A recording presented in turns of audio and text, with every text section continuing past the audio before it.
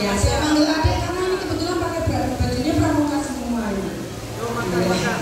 Maka dia habis teriak-teriak. Oke, Bapak Ibu pembina Benteng, Panten, kami berdua diberi amanah untuk menjadi tim penilai dalam lomba baca puisi.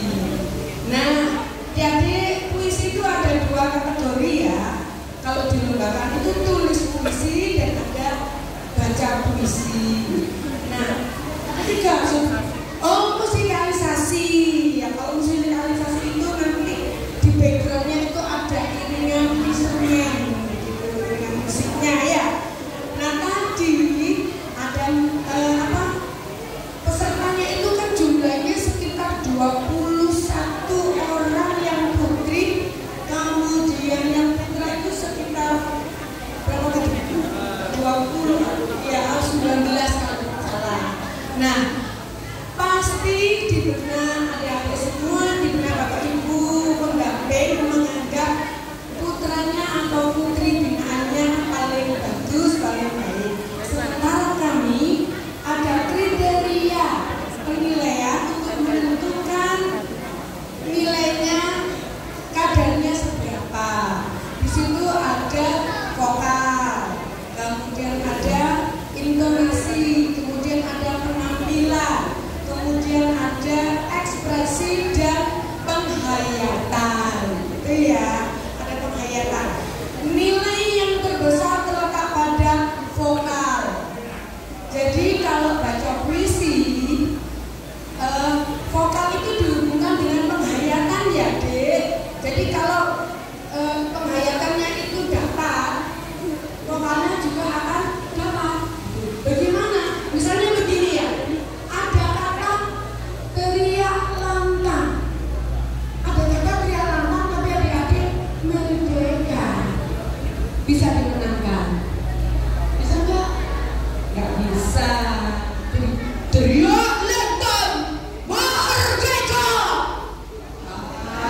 Begitu ya.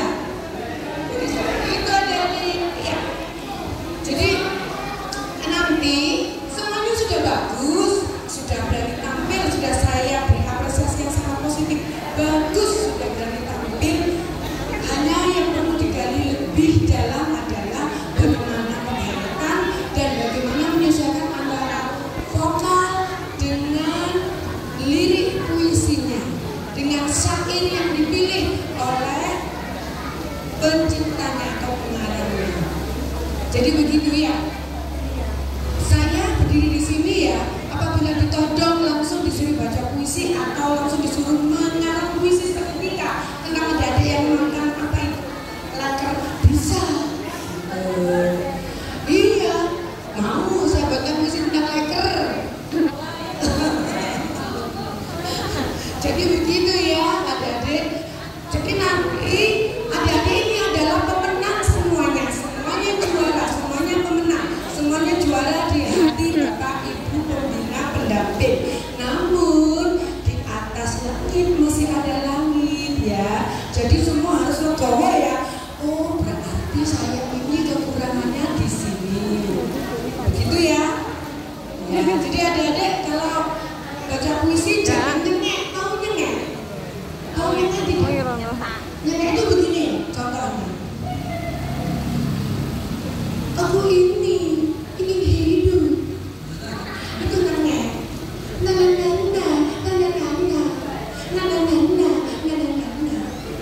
Itu nyengek. Jadi puisi itu harus ada lembutnya, ada kerasnya, ada menghentak. Ini orang bersahabat.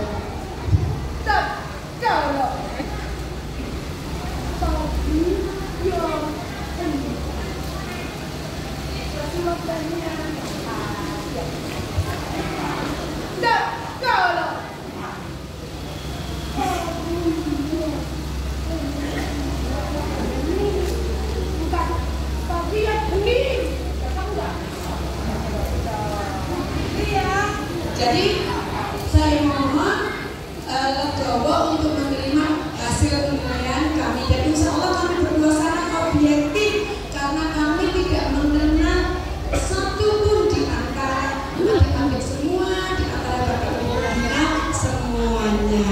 Oke? Oke. Ada pertanyaan? Jika tidak ada, saya akhiri. Ada yang bertanya? Mungkin bapak ibu peminat. Dalam puisi apa? Puisi saya sendiri ya. Tak pikir saya mau izin Pak Fikri.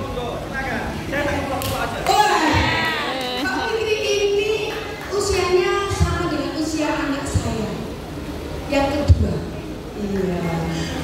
Ayah beliau adalah senior saya di Warcap ya, di Jalan Pemuda gitu. Ini masih sangat muda, calon pengantin. Kalau saya sudah pengantin mambu, ini mambu ngantin, saya pengantin mambu ya. Ya anak saya 5, beliau umurnya sama dengan anak saya yang kedua. Wah, terus juga aku tiba. Baik, saya coba bacakan puisi saya yang saya tulis kira-kira 3 tahun yang lalu. Nah, puisi ini pernah menang di Dewan Kesenian Jawa Timur tahun 2019. Saya berjudul Selepas Asal Kabut. Gak usah pakai mini ya, soalnya sudah keras.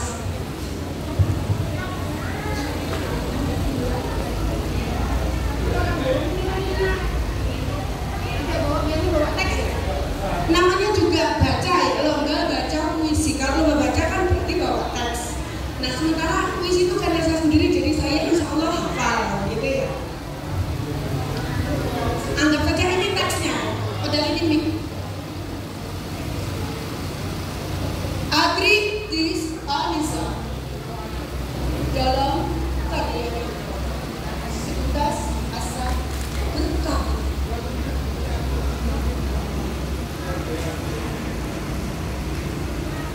Kadang ku inginkan kau sebagai air yang aku bisa berkecimpung, puaskan dahaga, yang aku bisa berenang sepuasku, yang aku bisa hanyut tenggelam di arus.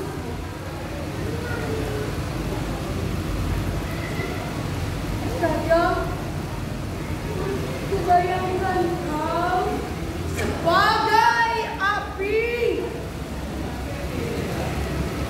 yang aku bisa iringi nyala kobaran semangatmu, yang aku bisa hangus terbakar oleh cinta.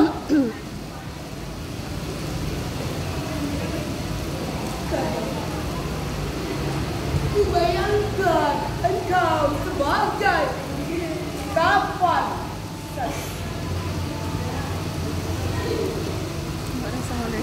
yang tak kunoda, yang aku bisa lelap tertidur, nyenyak terbungkus di dalamnya. Dan aku telah menantimu gelisah dengan asa berkaburku seputas. Terima kasih. Jadi begitu ya, puisi itu juga yang membawa saya menjadi duta puisi ASEAN. Saya mewakili Jawa Timur dan lolos, kemudian ada grand final di Batam, kemudian dari Batam saya ke ASEAN Brunei Darussalam tahun 2020. Itu ya, maaf